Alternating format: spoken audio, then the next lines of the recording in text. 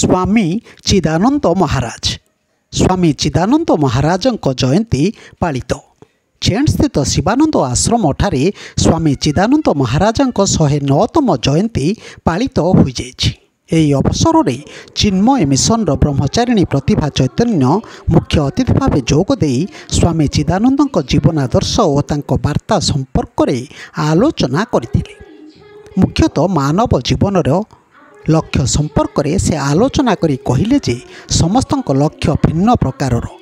जीवन को निरीक्षण करिले अनेक लक्ष्य रही, तेबे सेथिरु किछि पूर्ण हुए किछि अपूर्ण रहे। संप्रति धन उपार्जन मुख्य लक्ष्य बोली देखा जाउछि। आंशिकालीन लक्ष्यर मूल कथा है सुख प्राप्ति और दुख निवृत्ति।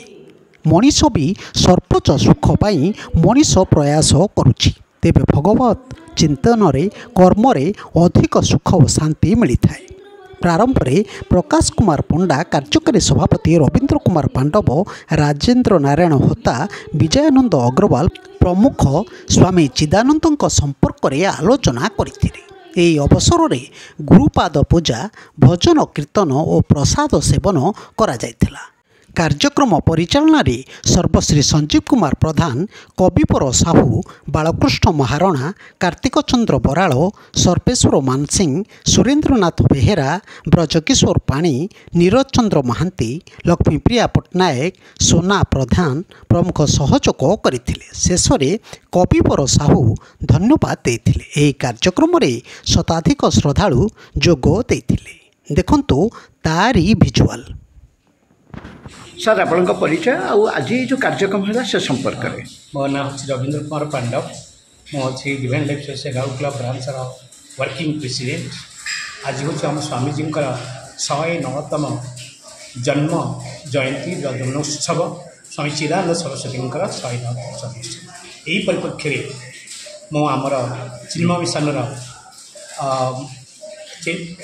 ब्रह्मचारिणी श्री प्रतिभा चैतन्य आमंत्रण करूँ एवं से आज उपस्थित होती। तेणु आज जीवन लक्ष्य मानव जीवन लक्ष्य उपरे से आशीर्वचन प्रदान करें अनुरोध कर। मैम आपण परिचय और आज जो आलोचना थिला मनुष्यर लक्ष्य संपर्क में से संपर्क में पदे। मुझे ब्रह्मचारिणी प्रतिभा चैतन्य चिन्मय मिशन राउरकेला। आज शीर्षक थिला जे मानव जीवन लक्ष्य कौन। तो मानव जीवन जदि आम लक्ष्य देखा आजिका परिस्थिति को देखा तो आजिका बहुत माने विचित्र परिस्थिति।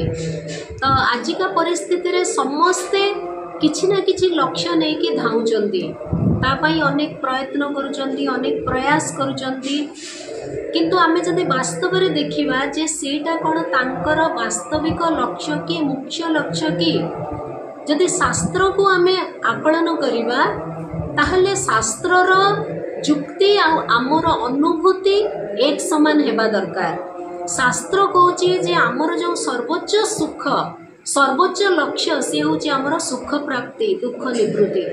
किंतु वास्तव में आमे जो तात्कालिक लक्ष्य पछरे जो दौड़ीचु तापाई जो प्रयास करुचु जो प्रयत्न करुचु कौन सी आमको वास्तविक सुख प्रदान करि पारुची कि ये होची बहुत बड़ा प्रश्नवाची पूरा समाज पाई। तेणु जदि आमको से सुख को से प्रदान करि पारुनी सर्वोच्च सुख ताहले कोठी ना कोठी आमको विचार करवा दरकार, कोठी ना कोठी आमको स्वीकार करवा दरकार जे आमे जहाँ को लक्ष्य बोली भाविचु से वास्तविक आमर मुख्य लक्ष्य नुह। तेणु आमर मुख्य लक्ष्य पाई आमे प्रयास करवा दरकार। धन्यवाद धन्यवाद। बीरो न्यूज ओडिशा कथा। ओडिशा कथा यूट्यूब चैनल को आपण माने देखुचंती, मतामत दियंतु, लाइक करंतु, सब्सक्राइब करंतु और शेयर मध्य करंतु।